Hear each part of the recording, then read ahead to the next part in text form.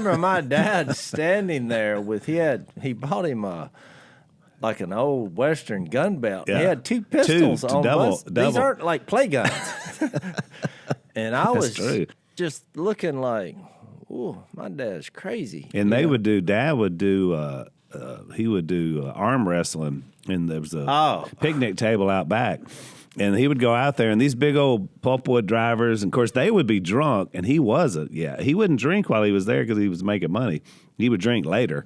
But he would go out there, and, I mean, these guys had, like, arms that looked like, small sapling pines. I mean, these guys are hard men, and they would think they could take him, and they never did. He was undefeated. Well, and just all the fights, the only one I remember specifically was a fella that had a 2x4, and my dad took that 2x4 away from him and popped him to where he just knocked him out in like a blink of an eye. He was so quick. It reminded me of that Raiders of the Lost Ark scene when the guy come out with his sword, and he pulls just the pistol. Boom.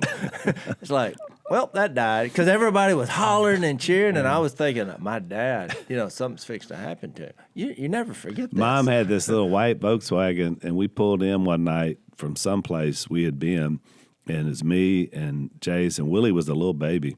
And we pulled into the bar, and they were all out front, and we saw them all kind of gathered in a circle, and Dad's in the middle just waylaying some person. I mean, it's like that's the way life was. But it was always so weird because I didn't know the concept of the police at that age. I just always remembered that every night ended with flashing lights, and I thought it was so cool. I thought